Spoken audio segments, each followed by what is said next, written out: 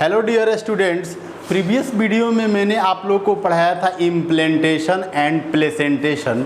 उसके बाद हम लोग को जो स्टडी करना है, अब हम लोग को स्टडी करना है फॉर्मेशन ऑफ गैस्ट्रूला और इसी को बोलते हैं गैस्ट्रूलेशन। तो बहुत अच्छा से इस चीज़ को समझिएगा। आज के जो टॉपिक पढ़ना है हम लोगों को स्टूडेंट्स, वो पढ़ना है फॉर्मेशन ऑफ गैस्ट्रूला और इसी को बोलते हैं गैस्ट्रूलेशन। आज का जो वीडियो है ये बहुत ही इम्पोर्टेंट टॉपिक है। आज के वीडियो में हम लोग को जो पढ़ना है, बहुत ही इम्पोर्टेंट टॉपिक पढ़ना है, that is the formation of gastrula और गैस्ट्रूलेशन। इसमें होता क्या है देखिएगा स्टूडेंट, गैस्ट्रूला में एक्चुअली 3 जर्म लेयर का फॉर्मेशन होता है। 3 जर्म लेयर बोले तो एक्टोडर्म, मेसोडर्म एंड एंडोडर्म। लेकिन कैसे बनता है उसको देखना है हम लोगों को गैस्ट्रूलेशन में। तो हम यहाँ पे थोड़ा डेफिनेशन दे देते हैं। The changing blastula into gastrula, the changing of blastula into gastrula is called as gastrulation. The changing definition इसका दे रहे हैं, द चेंजिंग ऑफ ब्लास्टूला और blastocyst, blastocyst into gastrula is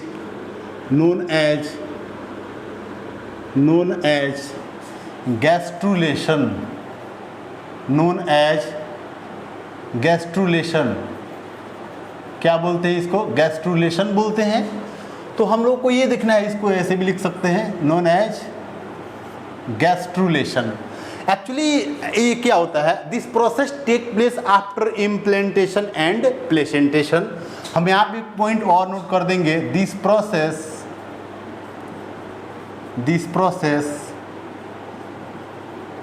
takes place after implantation and placentation. Implantation के बाद मैंने placentation पढ़ाया और प्लेसेंटा का फॉर्मेशन हो गया, और प्लेसेंटा से जो फीटस होता है, एम्ब्रियो होता है, वो अम्बिलिकल कॉर्ड से क्या रहता है? अटैच रहता है। तो अब अम्बिलिकल कॉर्ड से क्या हुआ? जो एम्ब्रियो है, मतलब जो ब्लास्टूला है, उसको पूरा न्यूट्रिशन मिलने लगा किससे? अम्बिलिकल कॉर्ड से। और जो अम्बिलिकल कॉर्ड होता है वो अटैच होता है किससे? प्लेसेंटा से। अब टोटल न्यूट्रिशन क्या हो गया? फुल न्यूट्रिशन मिलने लगा किसको? ब्लास्टूला को। और ब्लास्टूला चेंज होगा किस में? गैस्ट्रूला में। In the process of gastrulation, in the process of gastrulation, that is 3 germ layer. In the process of gastrulation there are 3 germ layer formed. In the process of gastrulation there are 3 germ layer formed. यहाँ पे कितना germ layer बनेगा? 3 germ layer बनेगा। जो first होगा, देखिएगा ऐसे में सीक्वेंस दे रहा हूँ, लेकिन अगर फर्स्ट जर्म लेयर का बात बोलेंगे तो एंडोडर्म बनता है। जैसे एंडोडर्म सबसे, ऐसे मैं बोल दे रहा हूँ, एंडोडर्म ये क्या होता है? First germ layer.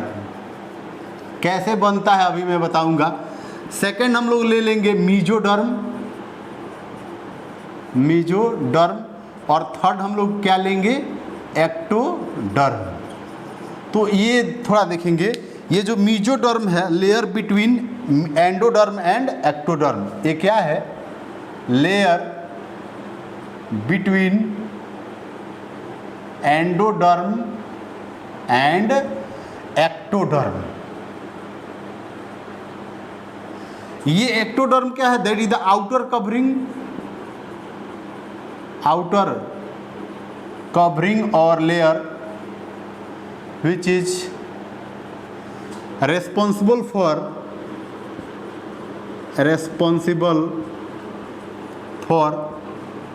protection protection. और ये क्या होता है जनरली ये जो एक्स्ट्रा एम्ब्रियोनिक मेम्ब्रेन है उसको बनाने में इसका रोल होता है एक्टोडर्म का। एक्स्ट्रा एम्ब्रियोनिक मेम्ब्रेन उसको हम लोग को देखिए एनसीईआरटी में नहीं दिया हुआ है, आपके 12th सिलेबस में एक्स्ट्रा एम्ब्रियोनिक मेम्ब्रेन नहीं है, आपको एंट्रेंस में जा करके पढ़ना होता है। तो मैंने एक्चुअली बताया कि गैस्ट्रुलेशन में क्या होता है या गैस्ट्रुला फॉर्मेशन में क्या होता है, 3 जर्म लेयर का फॉर्मेशन होता है। और यही जो 3 जर्म लेयर होता है take part in formation of organs and organ system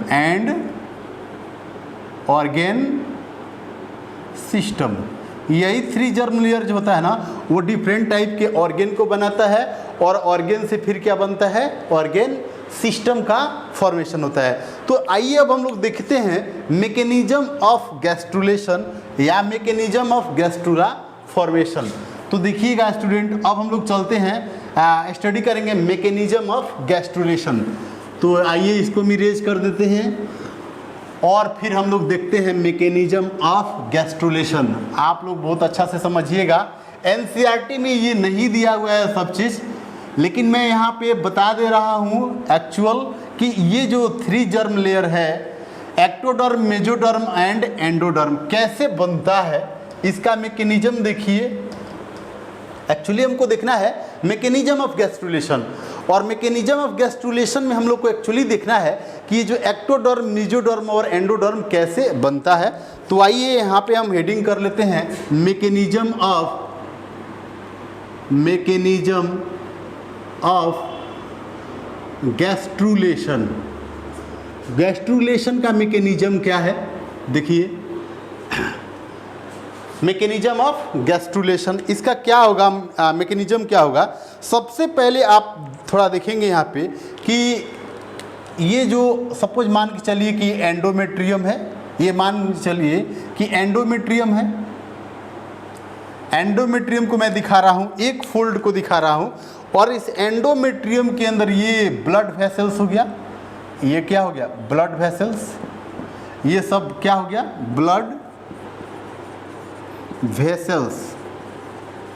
और इस ब्लड वेसल्स, अब देखिएगा कि ये जो ब्लास्टूला मैंने बताया था, ब्लास्टूला का ये क्या होता है, ये जो लेयर होता है आउटर लेयर ब्लास्टूला का, इस ब्लास्टूला के आउटर लेयर को हम लोग क्या बोलते हैं, ट्रोफोएक्टोडर्म। ये जो ब्लास्टूला का जो आउटर लेयर है, आउटर लेयर, इस आउटर लेयर को हम लोग क्या बोलते हैं, ट्रोफोएक्टोडर्म। इस लेयर का नाम क्या हो गया जी, ट्रोफोएक्टोडर्म। ये ट्रोफोएक्टोडर्म का ये इंपॉर्टेंस होता है, that layer does not take part in formation of embryo. ये क्या होता है, डज नॉट टेक पार्ट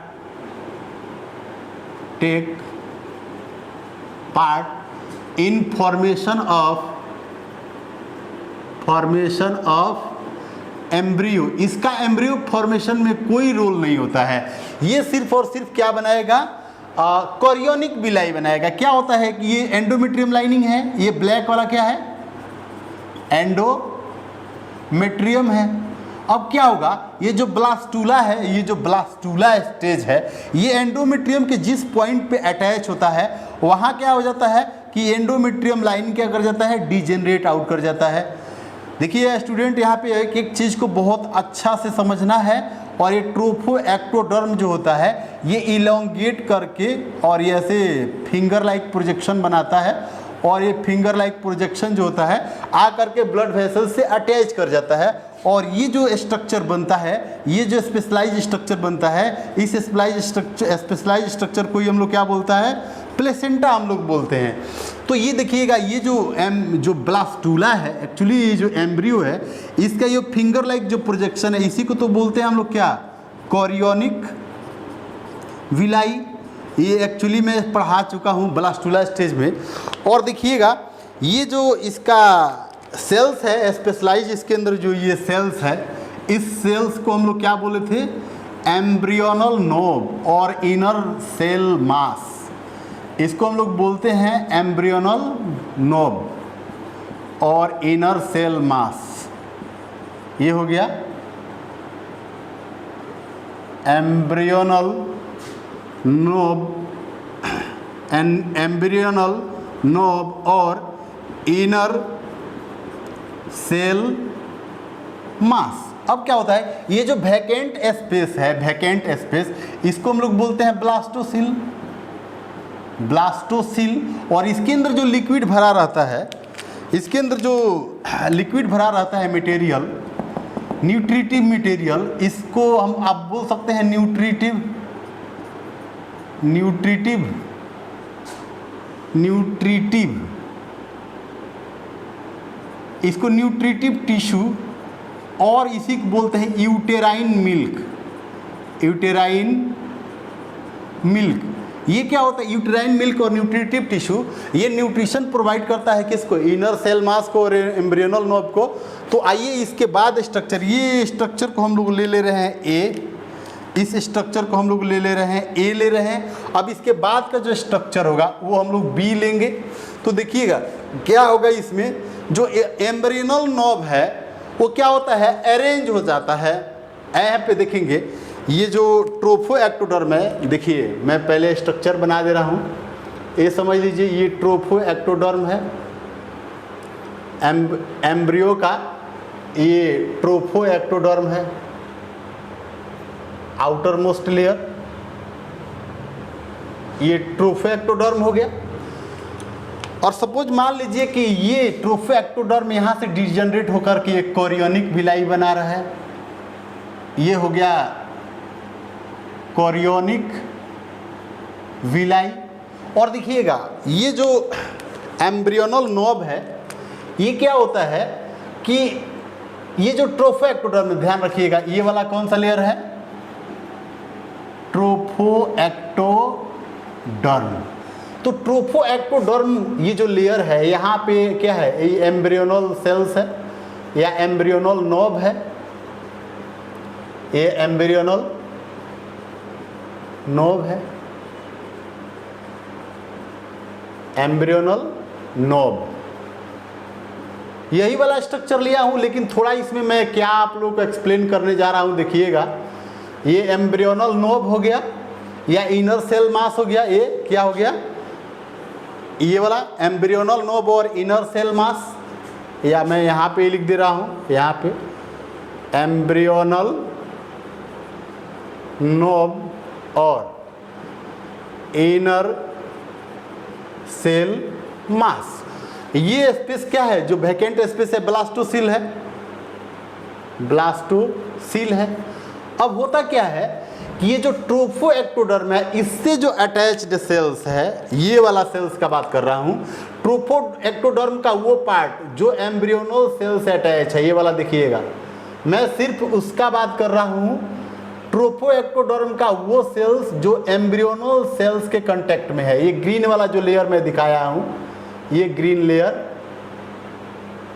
ये ग्रीन लेयर मैं जो दिखा दे रहा हूँ, ट्रोफो एक्टोडर्म का वो सेल जो एम्ब्रियोनल नोब के कांटेक्ट में है, इसको बोलते हैं राउबर्स सेल्स, राउबर्स सेल्स। तो इस राउबर सेल्स का मैंने डिफिनीशन ऑलरेडी आप लोगों को बताया है। तो स्टार्ट्स, देखिए सबसे पहले क्या होता है कि Rauber cells starts to degenerate and the cells of embryonal knob pushed upward and arrange in a layer. तो क्या होगा यहाँ पे कि ये वाला जो स्ट्रक्चर बी हो गया, ये स्ट्रक्चर ए है और ये स्ट्रक्चर बी होगा। इसमें क्या होगा, राउबर सेल्स, इसके बाद के लेयर में क्या होगा, Rauber's cells start to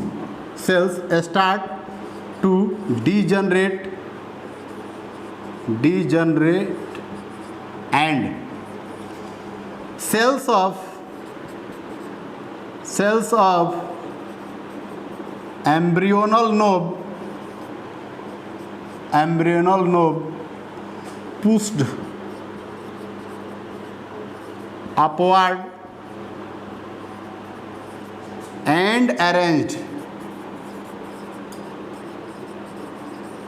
at a fix manner, fix manner.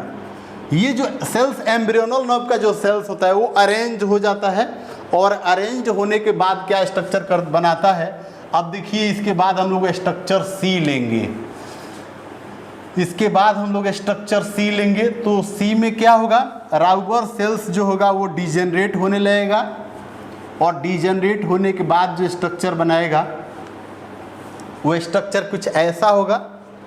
इसके बाद हम लोग स्ट्रक्चर सी लेंगे। तो देखिएगा ये राउबर सेल्स को मैं यहाँ पे, ये ट्रोफोएक्टोडर्म है, यहाँ पे राउबर सेल्स को मैं डिजेनरेटेड स्टेट में दिखा दे रहा हूँ। ये वाला राउबर सेल्स वाला पार्ट है ये डिजेनरेट हो गया, ये ट्रोफोएक्टोडर्म हो गया, ये हो गया ट्रोफोएक्टोडर्म।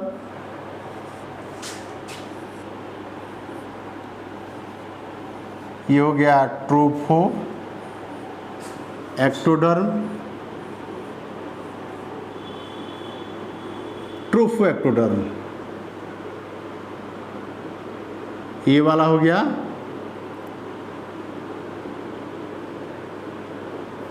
ट्रोफोएक्टोडर्म। और ये यहाँ पे जो है ये से डॉटेड डॉटेड दिखा दे रहा हूँ, डीजेनरेटेड राउबर सेल्स, इसको लिख देंगे डीजेनरेटेड राउबर सेल्स, राउबर्स सेल्स। अब क्या होगा कि जो एम्ब्रियोनल सेल्स है वो अरेंज्ड होगा, आ जाएगा यहाँ पे, जहाँ पे राउबर सेल्स था यहाँ पे आ गया सेल्स ऑफ एम्ब्रियोनल नोब। ये क्या हो गया, सेल्स ऑफ एम्ब्रियोनल नोब। अब क्या होगा, इसके बाद क्या होगा, one transverse division in cells of embryonal knob, one transverse division और वन माइटोटिक डिवीजन। ये ब्लास्टोसिल्स एज इट इज, ये ब्लास्टोसिल है, ये ट्रोफोएक्टोडर्म है, ये ट्रोफोएक्टोडर्म हो गया,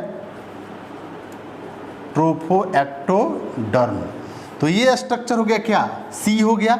अब इसके बाद हम लोग लेंगे डी स्ट्रक्चर। देखिएगा मैं एक एक पॉइंट को लिख रहा हूँ, एक एक स्टेप का डायग्राम आपको करके दिखा रहा हूँ, कैसे एंडोडर्म बनेगा, कैसे एक्टोडर्म बनेगा, कैसे मीजोडर्म बनेगा, इसको हम लोग को देखना है।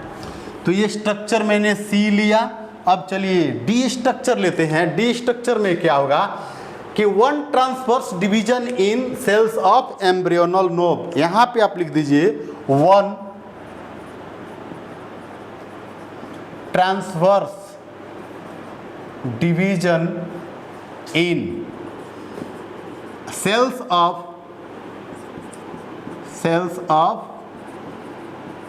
Embryonal knob. ट्रांसवर्स डिवीजन को और यहाँ पे आप लोग बोल सकते हैं माइटोसिस डिवीजन, माइटोसिस डिवीजन। तो देखिएगा माइटोसिस डिवीजन होने से क्या होगा कि ये जो एम्ब्रियोनल नोब का सेल्स है इससे क्या होगा, दो सेल का फॉर्मेशन होगा। डिफरेंस ये होगा, एक छोटा सेल्स होगा एलोंगेटेड और एक बड़ा सेल होगा, सॉरी एक बड़ा सेल होगा और एलोंगेटेड होगा, कॉलमनर स्ट्रक्चर होगा, कॉलमनर सेल्स के फॉर्म में होगा, और एक छोटा होगा क्यूबाइडल सेल्स। कैसे स्ट्रक्चर बनेगा देखिए, ये हो गया ट्रोफोएक्टोडर्म, ऐसे हमको लेना है, ये ट्रोफोएक्टोडर्म को लेना है, ट्रोफोएक्टोडर्म। ये थोड़ा सा मैं ये डॉटेड करके बनाता हूँ, ये ट्रोफोएक्टोडर्म, ट्रोफोएक्टोडर्म। ये स्ट्रक्चर मैं डी ले रहा हूँ, ये स्ट्रक्चर सी, और ये स्ट्रक्चर डी हो गया, ये वाला डी स्ट्रक्चर हो गया, ये डी स्ट्रक्चर हो गया। और ये जो एम्ब्रियोनल सेल है, सेल्स ऑफ एम्ब्रियोनल नोब, इसके अंदर क्या होगा, एक बार ट्रांसवर्स डिवीजन होगा। तो ट्रांसवर्स डिवीजन होने से क्या होगा, यहाँ पे लिख दे रहा हूँ ट्रांसवर्स डिवीजन। और ट्रांसवर्स डिवीजन होने से क्या होगा, दो टाइप का सेल्स बनेगा, यहीं पर आप लोग को अच्छा से समझना है। एक थोड़ा एलोंगेटेड सेल्स होगा, ये एलोंगेटेड सेल्स होगा, और इसके नीचे छोटा सेल्स क्यूबाइडल सेल्स का फॉर्मेशन होगा इक्वल इन नंबर। तो ये देखिएगा, ये जो सेल्स होगा इसको बोलते हैं ईपीब्लास्ट सेल्स, ईपीब्लास्ट सेल्स। और ईपीब्लास्ट जो सेल्स होता है ना, ये कॉलुमनर सेल्स होता है। कैसा होता है? Columnar cells, columnar cells. और ये जो नीचे वाला जो सेल्स है ये होता है हाइपोब्लास्ट सेल्स, हाइपोब्लास्ट सेल्स। और ये कैसा स्ट्रक्चर होगा? क्यूबॉइडल सेल्स होगा। कैसा होगा? क्यूबॉइडल सेल्स होगा। ये कैसा होगा? क्यूबॉइडल सेल्स होगा। और ये जो कॉलुमनर सेल्स होगा, ये यहाँ पे देखेंगे, hypoblast cells does not take part in, hypoblast cells do not take part in embryo formation, embryo formation and become degenerated out, degenerated out। ये क्या कर जाता है? डिजेनरेट आउट कर जाता है। इसका मतलब क्या हो गया? Epiblast cells only take part in embryo formation. केवल एम्ब्रियो फॉर्मेशन में किसका रोल होता है? एपीब्लास्ट सेल्स का होता है। तो आइए अब हम लोग सिर्फ लेते हैं किसका? एपीब्लास्ट सेल्स का स्ट्रक्चर लेते हैं। तो डी हो गया, इसके बाद में ई स्ट्रक्चर को लूँगा, इसको इरेज कर दे रहा हूँ। अब इसके बाद ई को लेंगे और यहाँ पे हम लोग देखेंगे कैसे बनता है एक्टोडर्म, मेसोडर्म, एंडोडर्म। चलिए, इसके बाद हम लोग लेते हैं ई स्ट्रक्चर। तो ई स्ट्रक्चर में क्या होगा कि ये जो एपीब्लास्ट सेल्स, एक सिंगल हम लोग बात करेंगे एपीब्लास्ट, ये हो गया ग्रीन वाला, ये एपीब्लास्ट सेल्स, ये एपीब्लास्ट सेल्स हो गया। और एपीब्लास्ट सेल्स, और यहाँ पे तो सेल्स ऑफ एम्ब्रियोनल नोब रहेगा ही रहेगा। ये हो गया एम्ब्रियोनल नोब सेल्स, ये डिजेनरेट आउट नहीं किया है, ये एम्ब्रियोनल सेल्स हो गया।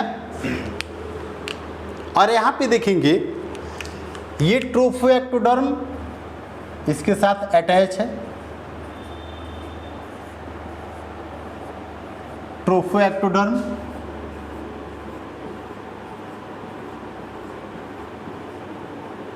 ये हो गया ट्रोफोएक्टोडर्म, ट्रोफोएक्टोडर्म। और क्या होगा? ये जो एपीब्लास्ट सेल्स है, ये कौन सा सेल्स है? Epiblast cells. और इसी एपीब्लास्ट सेल से एक लेयर का फॉर्मेशन होता है, और ये जो लेयर होता है ये ट्रोफोएक्टोडर्म से एकदम बिल्कुल अटैच हुआ रहता है। ये लेयर अटैच रहता है किससे? ट्रोफोएक्टोडर्म से। और इस लेयर को थोड़ा सा, इसको मैं रेड से बना देता हूँ, थोड़ा अच्छा रहेगा, थोड़ा सा अच्छा दिखेगा, आप लोगों को क्लियर दिखेगा।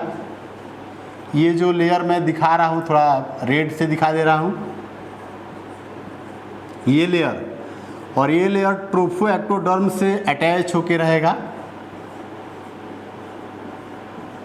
और देखिए, इस लेयर को हम लोग क्या बोलते हैं? इस लेयर को, इसी को हम लोग बोलते हैं क्या? एंडोडर्म। चलिए, एंडोडर्म बन गया। और इस एंडोडर्म को ही हम लोग बोलते हैं फर्स्ट जर्म लेयर। इसको थोड़ा मैं यहाँ पे लिख दे रहा हूँ, क्लियर दिखेगा। एंडोडर्म, ये क्या हो गया? First germ layer. यही तो है एंडोडर्म। क्या है? First germ layer.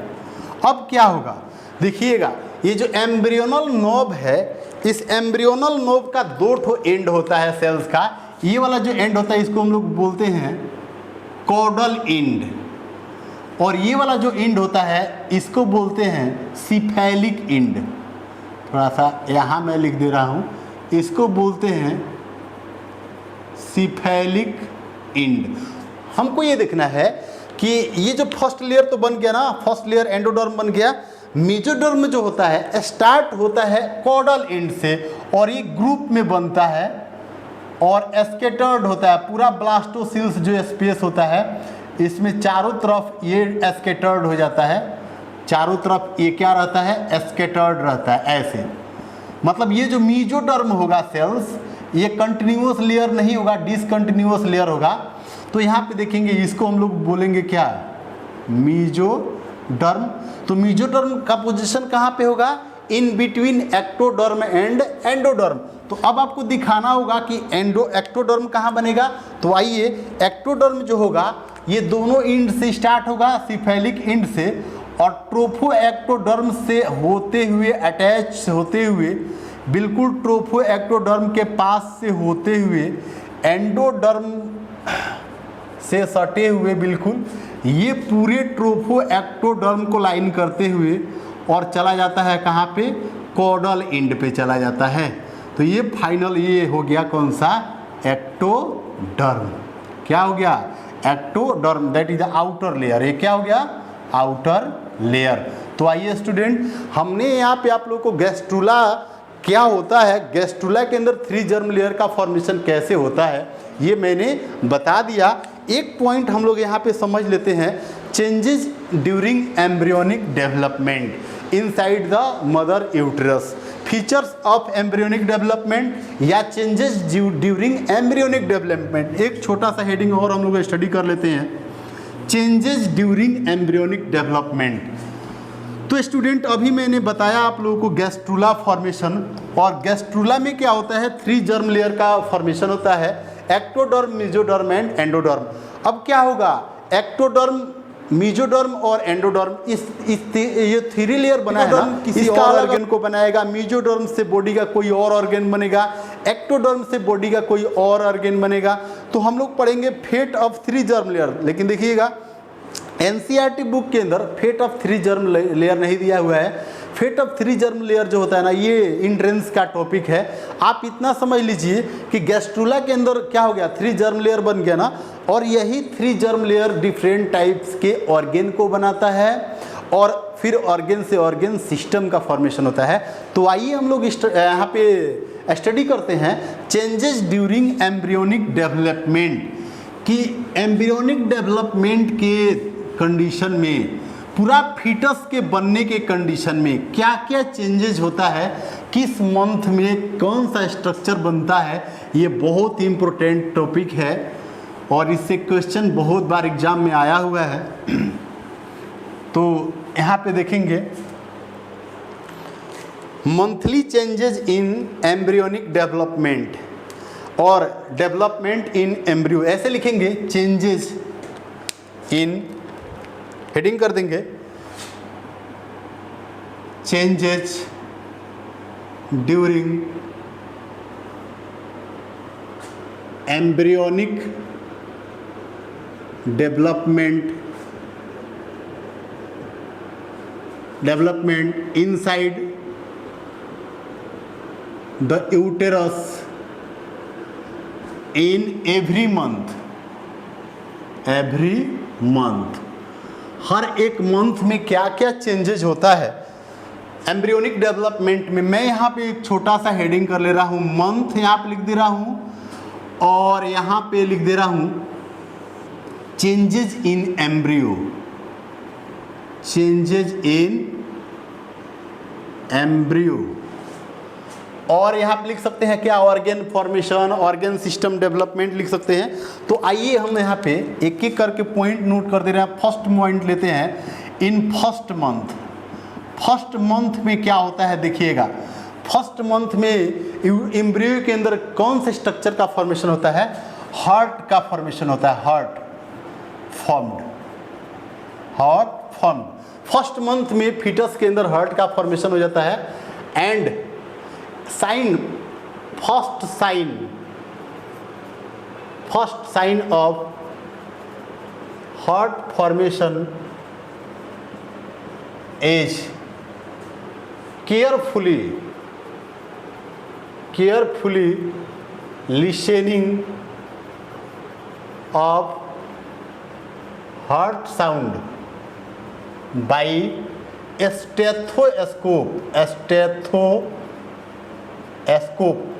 ये स्टेथोस्कोप ऐसा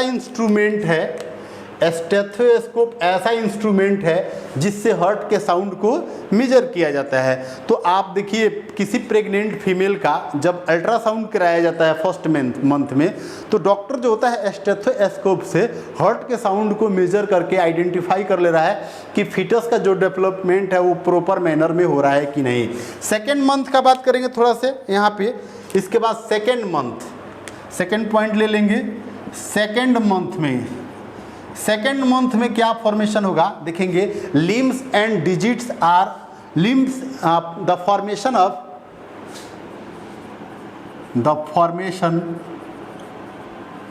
ऑफ लिम्स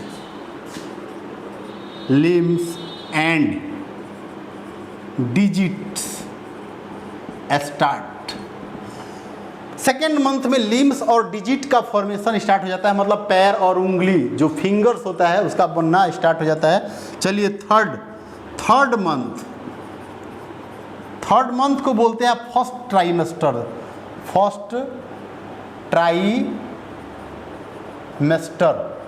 ट्राइमेस्टर मतलब देखिएगा 3 मंथ, एक मंथ में 4 वीक होता है ना, तो यहाँ पे 3 मंथ में कितना हो जाएगा और करके लिख देंगे 12 वीक्स। 12 वीक्स को मिला के 12 वीक्स के बराबर 3 मंथ होता है, और 3 मंथ को हम लोग बोलते हैं फर्स्ट ट्राइमेस्टर। तो 3 मंथ में क्या क्या बनना स्टार्ट हो जाता है यहाँ पे देखेंगे। 3 मंथ में यहाँ पे मैंने क्या लिखा, सेकेंड मंथ में लिम्स का फॉर्मेशन हो जाता है, डिजिट्स का फॉर्मेशन हो जाता है। 3 मंथ में mostly organ system developed,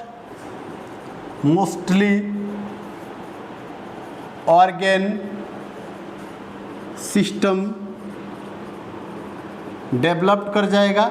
limbs properly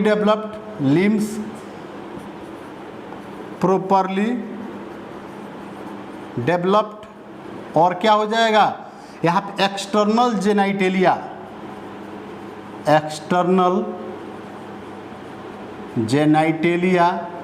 also formed.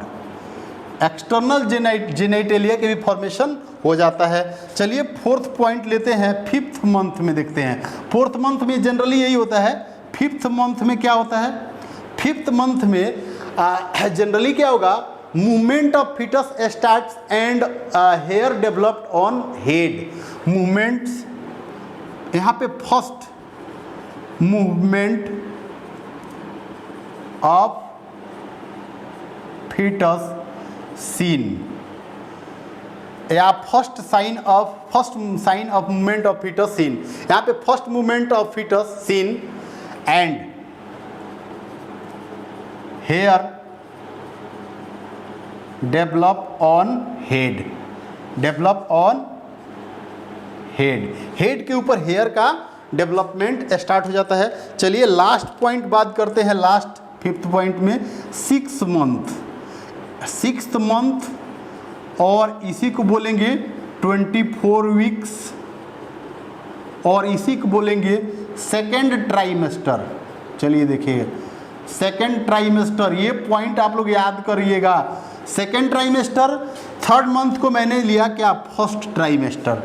तो 3rd मंथ जो होगा ना फर्स्ट ट्राइमेस्टर होगा, तो 6th मंथ, इसका 3rd मंथ का जस्ट डबल हो गया ना, 24 वीक्स का जस्ट डबल हो रहा है, 12 वीक्स का जस्ट डबल यहाँ पे हो रहा है 24 वीक्स। तो 24 वीक्स को हम लोग सेकेंड ट्राइमेस्टर बोलेंगे। सेकेंड ट्राइमेस्टर में क्या होगा, आईलिड सेपरेट हो जाएगा, आईलिड सेपरेट्स,